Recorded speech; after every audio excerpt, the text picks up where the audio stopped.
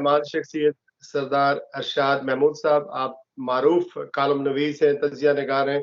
आपके कालम पाकिस्तान के कौमी अखबारात में शाया होते हैं और आज़ादी के बेस कैंप के अंदर बैठकर मकबूजा कश्मीर की आज़ादी के लिए आपने एक बहुत बड़ा जहाद किया है, एक जदोजहद की, एक लॉन्ग स्ट्रगल की है। सेल्फ मेड आदमी है और एक ऐसे इंडिविजुअल है जो आज़ाद कश्मीर में न सिर्फ तब्दीली चाहते हैं बल्कि मकबूजा कश्मीर के लोगों को भी ऑन ग्राउंड कहीं ना कहीं उनको कंफर्ट देने के लिए अपना हिस्सा डालते हैं। लेकिन इट हैपन टू बी के ये एक पॉलिटिकल पार्टी तहरीक इंसाफ इन्होंने ज्वाइन किया और इस वक्त जबकि पूरी दुनिया की नजरें पूरे पाकिस्तान की ओवरसीज पाकिस्तानियों कश्मीरियों की नजरें आज़ाद कश्मीर के इलेक्शन पर हैं, इस मौके पर आप पीटीआई आज़ाद कश्मीर के मरकजी सेक्रेटरी इत्तलात हैं। आपको आज मैं अपने प्रोग्राम में अरशाद महमूद साहब वेलकम करता हूँ। अस्सलाम वालेकुम। वालेकुम सलाम जनाब, बहुत शुक्रिया आपने मदद किया अपने प्रोग्राम में। जो पब्लिक में सवाल चल रहे हैं वही सवाल मैं आपसे पूछूंगा। तो इस पीटीआई ने टिकटों की बंदरबांट की है, इसमें आपने क्या क्राइटेरिया रखा? इस बात को कैसे जस्टिफाई किया जा सकेगा कि एक दिन आजाद कश्मीर के सिटिंग एमएलए मिनिस्टर्स नून लीग के तहरीक इंसाफ को ज्वाइन करते हैं और शाम को उनको उनके हलके का टिकट जारी हो जाता है? इसको किस तरह जस्टिफाई करेंगे और तहरीक इंसाफ का टिकट की बंदरबांट में खास करके क्या क्राइटेरिया रहा, क्या देखा आपने?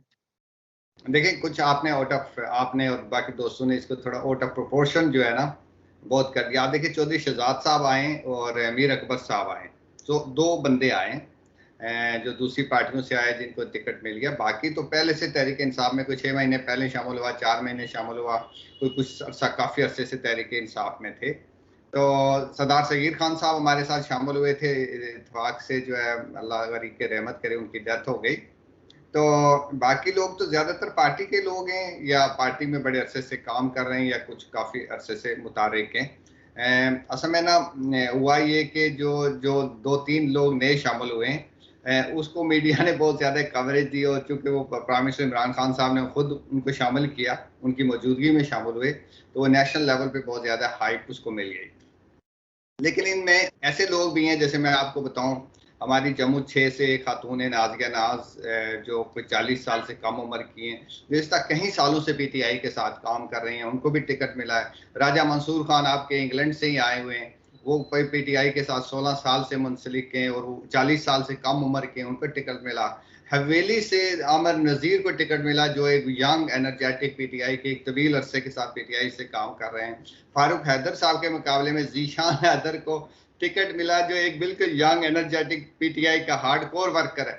तो इस तरह की आपको मैं बेशुमार मिसालें दे सकता हूं कि जो पीटीआई ने, असल में हमने जो शिराज साहब ये किया कि एक कॉम्बिनेशन बनाने की कोशिश की है।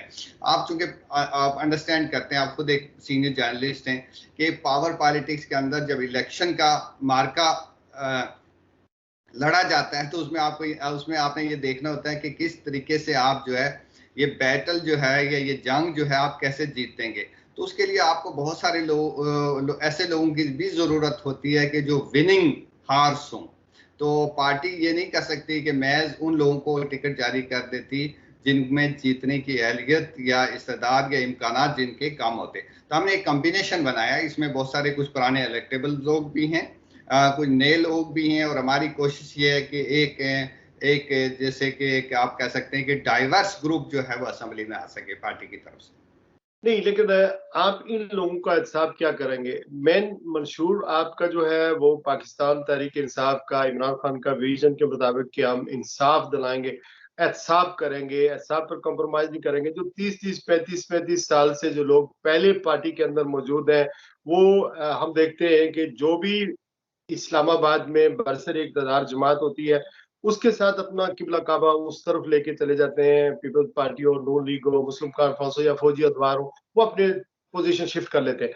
तो आप इन लोगों को क्या हिसाब करेंगे? ये जो हुकूमत में नए लोग जो है वो तो चलो है, लेकिन उनके जीतने के चांसेस क्या है? बाज ऐसे हल्के हैं जहां पर आपने टिकट तो जरूर जारी किए हैं, लेकिन वो वहां पर जो है दूसरी जमातें जीत रही हैं, यानी वो उनकी जो है अपनी जो हल्का है वहां से वो हमेशा जीतते हैं। तो जाहिर है ये लेस लाइकली कि वहां से वो ये जीतेंगे।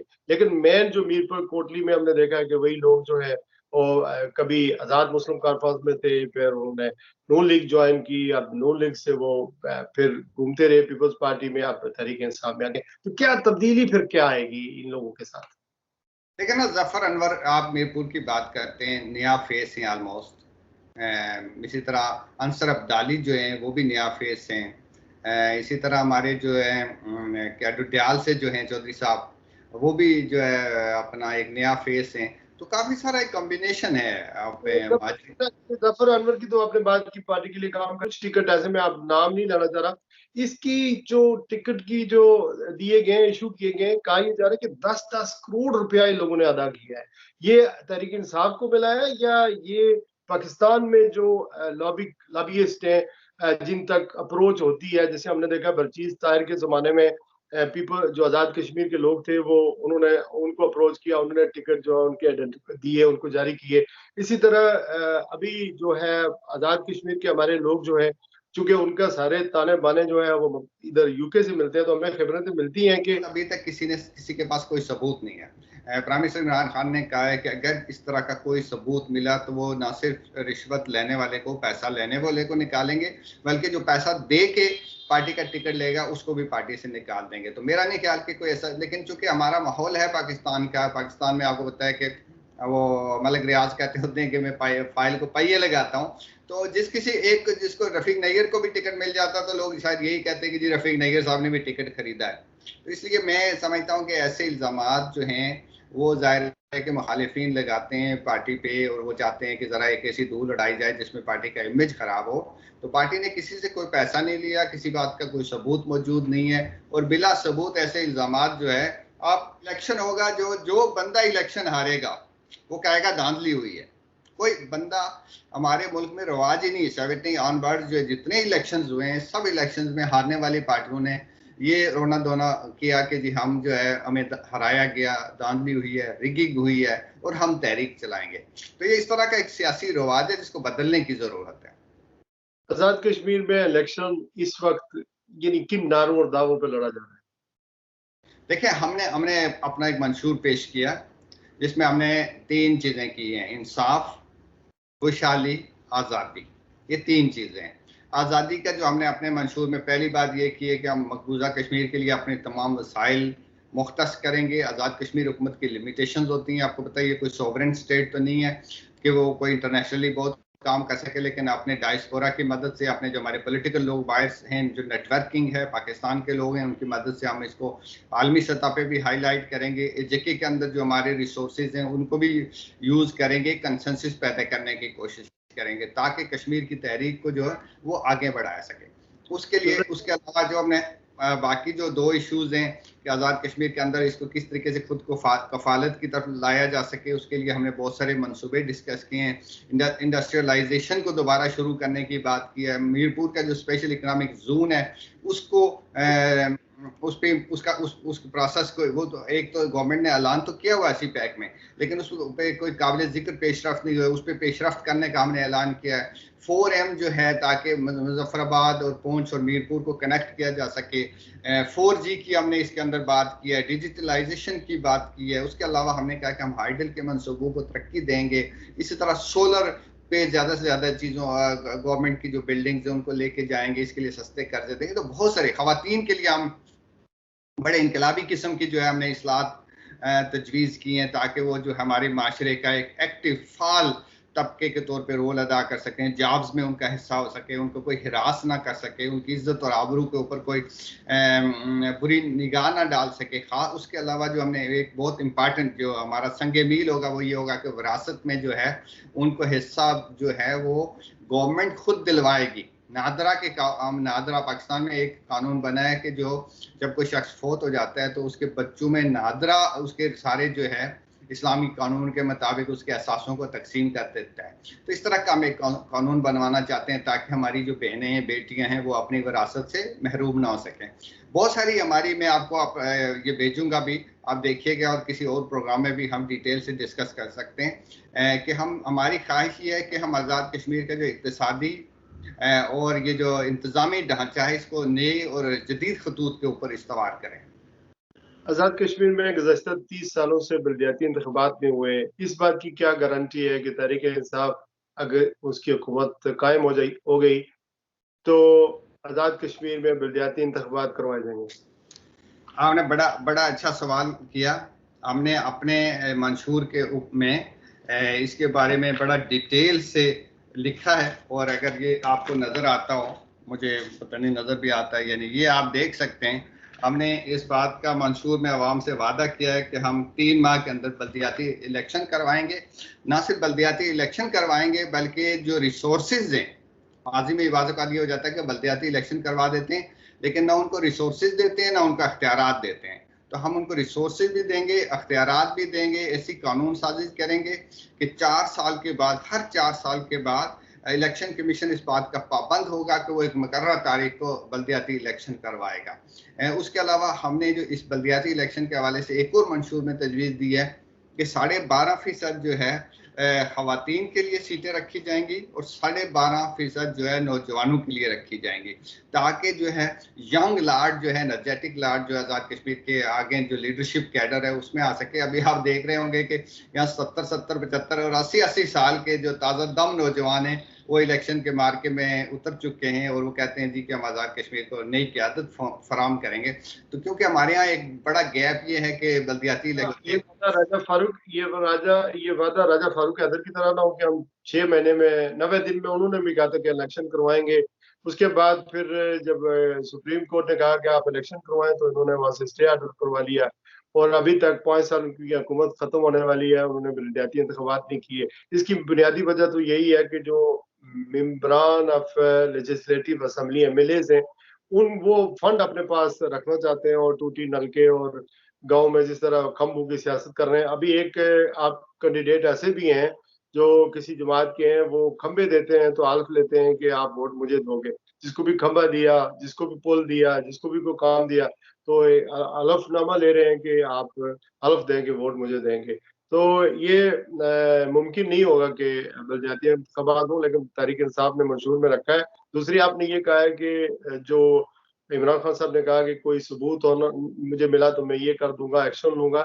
आपको पता है कि पिछले इलेक्शन जब हुए थे 2016 में, तो प्राइम मिनिस्टर इमरान खान साहब यूके में भी आए थे, यहाँ आज़ाद कश्मीर के इलेक्शन की फंड रेजिंग हुई थी और उसके बाद जब इलेक्शन हो गए तो उन्होंने बैरिस्टर सुल्तान महमूद चौधरी से उसका हिसाब मांगा, लेकिन आज तक वो हिसाब नहीं मिला कि वो कहाँ गए वो पैसे और उसका ऑडिट क्या है, वो पैसे किधर खर्च हुए, कहाँ खर्च हुए।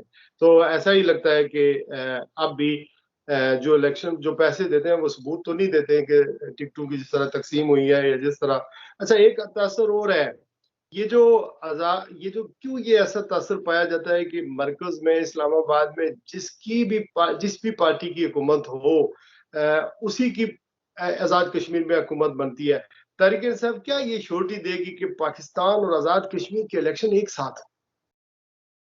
देखिए, एक साथ तो इलेक्शन नहीं हो सकते क्योंकि ना हमारा टाइम अलग अलग पूरा होता है ना। 5 साल पाकिस्तान के पूरे होंगे 21 में, हमारे अब इलेक्शन हो रहे हैं, हमारे फिर 5 साल के बाद आप सोचिए कि हमारा फिर 2026 में जाके इलेक्शन बनता है। तो हम कैसे 2000 जो है ना 23 में पाकिस्तान के इलेक्शन होंगे, नेशनल इलेक्शन, तो हम उनके साथ कैसे इलेक्शन करें। तो इंडिया में भी आप देखें कि मुख्तलिफ रियासतें हैं और सारी रियासतों में डिफरेंट टाइम पे इलेक्शन होते रहते हैं, तो इसका कोई मैं नहीं समझता कि इसमें कुछ हर्ज है। बाकी आप जो बात कह रहे हैं कि लोग आज़ाद कश्मीर के लोग जो हैं वो पाकिस्तान की हुकूमत के मुताबिक या उससे हमांग हुकूमत क्यों बनाते हैं, वो उनका अपना एक इंटरेस्ट भी है। लोग समझते हैं कि जब फेडरल गवर्नमेंट जो है वो कुछ वसाइल देती है और अगर हमांग हुकूमत हो तो उसके साथ जो है ताल्लुकात अच्छे होते हैं। हम देखते हैं कि चौधरी मजीद साहब जब आज़ाद कश्मीर के वजीर आजम थे तो जब तक पीपल्स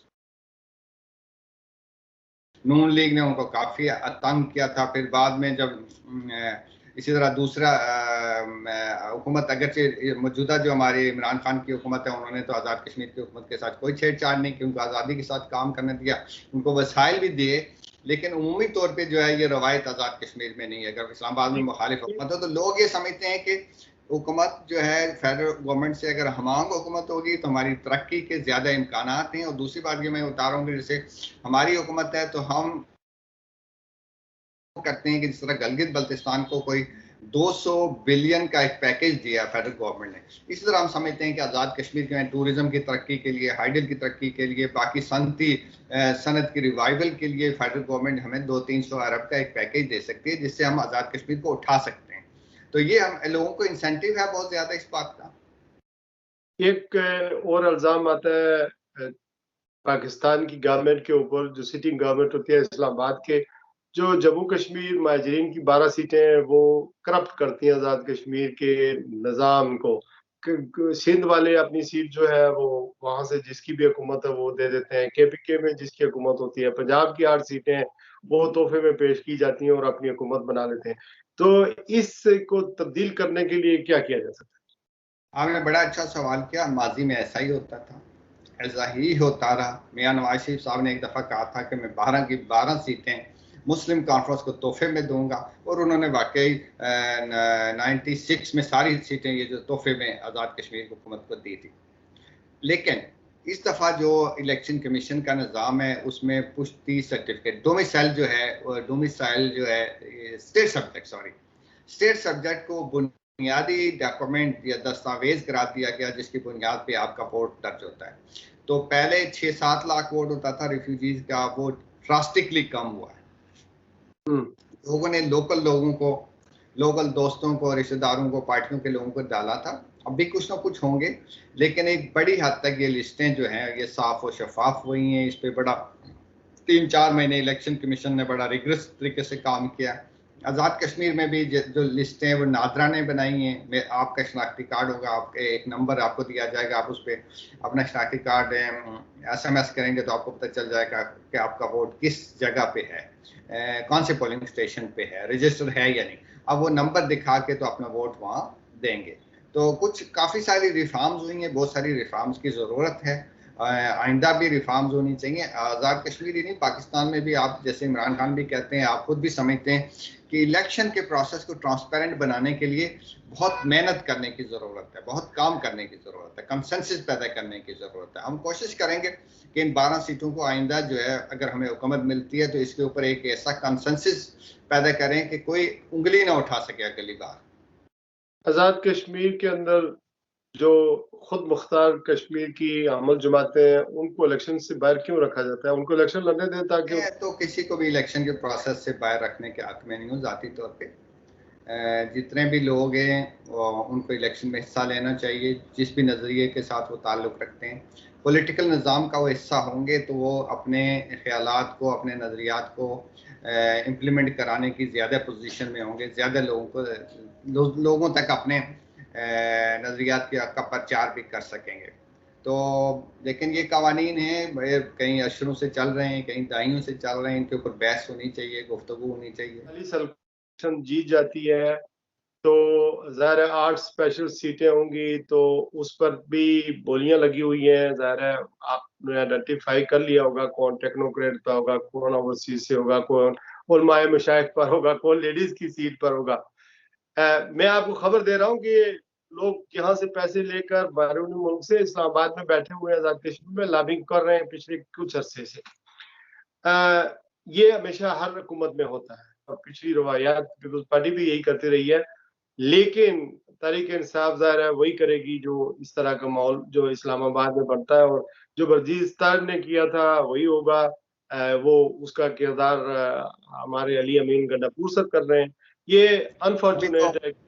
जी, अभी तो 8 सीटें जो हैं वो कहीं 25 तारीख के बाद पता चलेगा कि इनमें से कितनी पीटीआई को मिलनी है, कितनी दूसरी पार्टियों को मिलनी है। वो एक तनासब के साथ मिलती हैं, आपको आपके इल्म में ही होगा।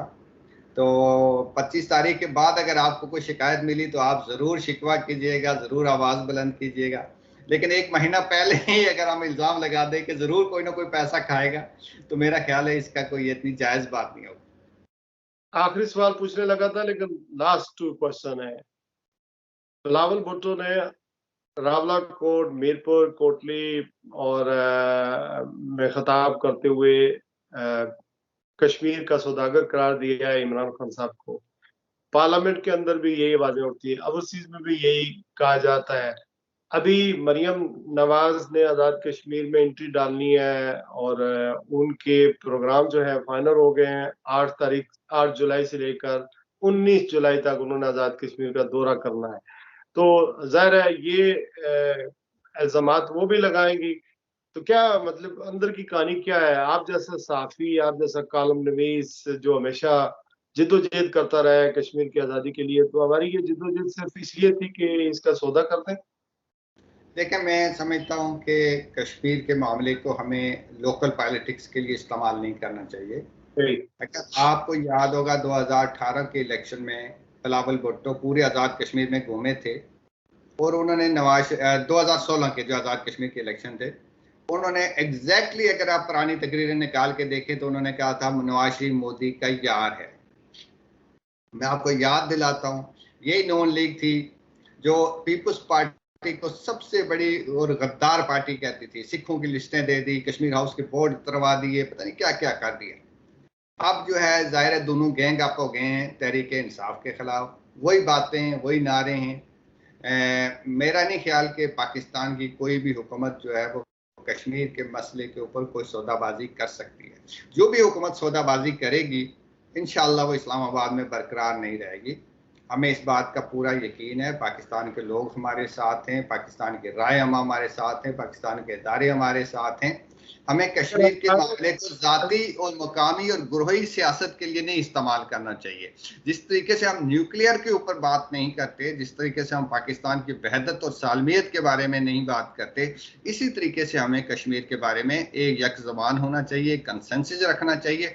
महज वोट लेने के लिए आज़ाद कश्मीर की हुकूमत किसी को अगर मिली या ना मिली उससे कोई बहुत बड़ा फर्क नहीं पड़ेगा, लेकिन जो मैसेज हम भेजते हैं कोटली से, रावलाकोट से, मुजफ्फराबाद से जाके, वो बड़ा गलत मैसेज होता है। अगर आप कल देखें इमरान खान साहब की जो पार्लियामेंट में तकरीर है उसमें उन्होंने इस बात को एक बार फिर दोहराया है कि हम कश्मीर के ऊपर किसी किस्म का कोई सौदेबाजी नहीं करेंगे। हत्ता कि हिंदुस्तान के साथ मुज़ाकरात का जो अमल छोटा मोटा बैक चैनल में आपको पता है शुरू भी हो चुका था, उन्होंने उसका भी कहा है कि वो भी हम नहीं करेंगे जब तक कि 370 और 35A पे इंडिया जो है उसको रिव्यू नहीं करता या वापस नहीं लेता। तो प्राइम मिनिस्टर इतने वाजे हैं। आप जैसे आपने जिक्र किया कोटली में वो गए थे 5 फरवरी को, वहाँ उन्होंने दो टोक तरीके से कहा था कि कश्मीरियों की राय सुप्रीम है, वही राय, वही मौक़िफ़, वही अपने मुस्तकबिल का फैसला करेंगे, पाकिस्तान उनके हर फैसले को कबूल करेगा।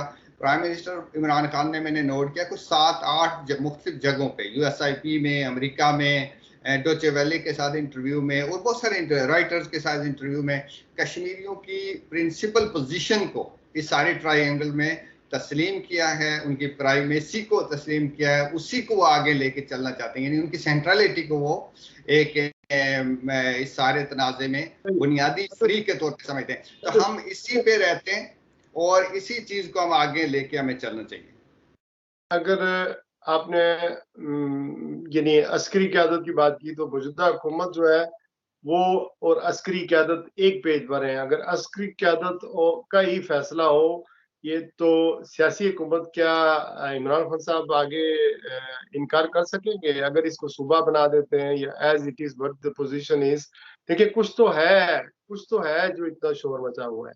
तो अगर हम इसमें कश्मीरी क्या रेजिस्ट कर पाएंगे? अगर इसको सूबा बना दिया जाता है तो रेजिस्ट करेंगे? कश्मीर में एक भी पॉलिटिकल पार्टी ऐसी नहीं है जो सूबे की वकालत करती हो, आपके इल्म में होगा। कोई एक पार्टी भी मेरे इल्म में नहीं है कि जिसके मंशूर में ये लिखा हो कि हम आज़ाद कश्मीर को सूबा बनाएंगे। इक़्तिदार वाली पार्टी क्यों करेंगी अरशाद साहब? देखिए इक़्तिदार वाली पार्टियां क्यों करेंगी? उन्हें तो इक़्तिदार मिलता है, कोई वज़ीर-ए-आज़म बनता है, कोई सदर बनता है, कोई मतलब है अपने उन्होंने एक किस्म के कैंप कायम किए हुए हैं। लेकिन सफर तो अनसर्टेनिटी, गैर यकीनी किसी सूरत-हाल खत्म करने के लिए आज़ाद कश्मीर में एक एयरपोर्ट नहीं है। आपको पता है कि आज़ाद कश्मीर में आप तो उसी इलाके के हैं, मुजफ्फराबाद चले जाएं, हटियां बाला चले जाएं, ये इलाके चले जाएं, कितने रूरल एरिया हैं। हेड इंजरीज का मुझे कोई अस्पताल बता दें। ये जो लोग यानी लाइन ऑफ कंट्रोल पर फायरिंग से, इंडिया की शेलिंग से जो लोग मरते हैं, आए दिन मरते हैं, रिपोर्ट भी नहीं होते, वो इंजरीज के लिए लोग वहां से सफर करते हैं, आधे रास्ते में मरी में मर जाते हैं आते हुए काबे इस्लामाबाद। पिंडी में पहुंचते हैं तो वो उनको अस्पतालों में जगह नहीं मिलती। तो ये अनसर्टेनिटी खत्म करने के लिए कम से कम अगर सुबह बन जाए तो इसमें क्या हर्ज है? ये तो कश्मीरियों के हक में है। इक़्तिदार वाली पार्टियां किधर से फायदा करेंगी कि हम साहब आपने बड़ी अच्छी आप हमारी एक जी हमारी नंबरदारी खत्म कर दो। अगर इंतजामी तौर पर ही सूबा बनाना है जैसे गिलगित बल्तिस्तान को बनाया हुआ है, तो ये तो हमारे फायदे में, हम भी पाकिस्तान के पार्लियामेंट में जाएं, कश्मीरी भी पाकिस्तान के सेनेट के इलेक्शन लड़ें, उनके खिलाफ एहतजाज करें, अपने हक के लिए आवाज उठाएं। कराची वाले उठाते हैं, सिंध वाले उठाते हैं, लेकिन कश्मीरियों को तो उनकी तो किसी जगह कोई पोजीशन नहीं है। आप मीडिया में देख लें क्या हालत है। देखा ना, ये जो इशू है ये बड़ा टची इशू है और इसके ऊपर राय आमा जो है उसकी देखना पड़ेगा कि उसकी क्या राय है, लोगों की क्या है, इसकी लीगल इश्यूज क्या है, इसकी इम्प्लीकेशंस क्या है, इसकी बैन अवी सतह पे एक मसला कश्मीर के ऊपर क्या असर पड़ेंगे। ये कॉम्प्लेक्स इशू है। इसको जाहिर है कि हम महज मफादात के लिए और पार्लियामेंट में चंद सीटें मिलने की खातर तो नहीं तय कर सकते, लेकिन ये कि मैं इसके लिए समझता हूँ कि इसके ऊपर डिबेट होनी चाहिए, बात होनी चाहिए। आज़ाद कश्मीर में थोड़ी बहुत लोग इस बारे में बात करते हैं। हमने अपने मंशूर में लिखा है कि जी जो मुश्तरका मफादात की काउंसिल है, नेशनल जो हमारा NFC का अवार्ड है, हिस्सा है, और इस तरह के जितने भी कौमी अदारे हैं उनमें आज़ाद कश्मीर को नुमाइंदगी मिलनी चाहिए। पाकिस्तान के साथ जो भी हमारे रिश्ते उनको मजबूत होना चाहिए, फर्दर मजबूत होना चाहिए। लेकिन हमें कश्मीर के मसले के हवाले से सेंसिटिव रहना है, सेंसिटिव रहना चाहिए। कहीं ऐसा ना हो कि इस कोशिश में कि हम सेनेट में और पार्लियामेंट में चंद नशस्तें ले लें, इसका हमें हमारी जो है अपनी रायमा भी उसके खिलाफ हो जाए और उसके जो बैन अवी जो इम्प्लिकेशंस हैं वो भी हमारे लिए खतरनाक ना हो जाए। आखिरी सवाल है, वजारत उज़्मा की दौड़ में दो नाम तो सामने हैं। एक तो बैरिस्टर सुल्तान महमूद चौधरी साहब हैं, एक सरदार तनवीर इलियास चुगताई साहब हैं। इसके अलावा कोई दो तीन नाम मैं शामिल कर देता हूँ। ख्वाजा फारूक साहब हैं, उसके अलावा चौधरी अनवार उल हक हैं, सरदार अतीक अहमद हैं। आपकी क्या इत्तलात है, कौन वजारत उज़्मा की कुर्सी तक पहुंचे? देखिए, बहुत कुछ डिपेंड करता है 25 जुलाई पे। अभी तो पार्टी के सदर तो बैरिस्टर सुल्तान महमूद चौधरी साहब ही हैं और जो स्ट्रांग कैंडिडेट हैं या जो डिज़र्व करते हैं वो बज़ाहिर तो वही हैं। बाकी इमरान खान साहब ने कहा है कि मैं फैसला वजारत उज़्मा का खुद करूँगा, पार्टी करेगी, और मेरा ख्याल है 25 जुलाई के बाद ही ये कंसल्टेशन होगी। 25 और 30 जुलाई के दरमियान जो है इंशाल्लाह आज़ाद कश्मीर में एक नई हुकूमत बन जाएगी। मेरा ख्याल है 26-27 जुलाई तक कुछ ना कुछ फैसला हो जाएगा। सरदार अतीक अहमद खान साहब की जमात जम्मू कश्मीर मुस्लिम कॉन्फ्रेंस का गैर अलानिया तौर पर तहरीक इंसाफ के साथ इत्तेहाद है, इसमें कितनी सदाकत है? कहा यह जा रहा है कि जो आपके कमजोर कैंडिडेट हैं उनको यानी उनके मुकाबले में PTI जो है वो सपोर्ट करे मुस्लिम कॉन्फ्रेंस को, जहाँ पर मुस्लिम कॉन्फ्रेंस के उम्मीदवार स्ट्रांग हैं। ये गैर अलानिया तौर पर एक अंडरस्टैंडिंग हो चुकी है, लेकिन उम्मीदवारों को नहीं बताया गया। तो इसमें सदाकत है कि आपका इत्तेहाद हो चुका है? देखिए, हमारे तो जो सदारती साहब की अपनी नशस्त है उस पर मेजर लतीफ़ खलीक साहब बहुत मेहनत कर रहे हैं, रोज़ ब रोज़ उनका ग्राफ बढ़ रहा है और पार्टी उनको फुल फ्लैश सपोर्ट कर रही है। इससे आप अंदाज़ा कर लें कि ये अंडरस्टैंडिंग कितनी एक है। तो हमारी जो मफामत है वो ये है कि इलेक्शन के बाद हम इस बारे में गौर करेंगे कि हुकूमत साजी में हम कैसे एक दूसरे के साथ तावन कर सकते हैं। अमूरे हुकूमत चलाने में हम कैसे एक दूसरे के साथ इश्तराक कर सकते हैं, इसके बारे में JKPP के साथ भी बात होगी और मुस्लिम कॉन्फ्रेंस के साथ भी, लेकिन 25 जुलाई के बाद। आज़ाद कश्मीर में एक वजारत उज़्मा के उम्मीदवार ऐसे भी हैं जिन्होंने सारा मीडिया खरीद लिया है। जो भी उनकी कार में बैठता है या गाड़ी में बैठता है किसी हवाले से, वो चेक काट के देते हैं लाखों लाखों तोड़ के, और सारा मीडिया साथ में हो गया। ये आज़ाद कश्मीर के पॉलिटिकल सिस्टम को करप्ट करने के लिए ये क्या आपकी आंखों यानी नाक के नीचे ये हो रहा है, तो आप लोग आवाज नहीं उठाते इसके ऊपर? मैंने तो ऐसा कुछ नहीं देखा जनाब। ना थैंक यू मैं वेरी मच। ना कैसी गाड़ी में बैठा हूँ, ना मुझे किसी ने चेक दिया, ना मैंने किसी को चेक काटते हुए देखा है। We are proud of you, sir. Thank you very much, सरदार इरशाद महमूद साहब. All the best. हम इंशाल्लाह आपसे मजीद भी इस बारे में गुफ्तगू करते रहेंगे और अपडेट लेते रहेंगे. Thank you very much.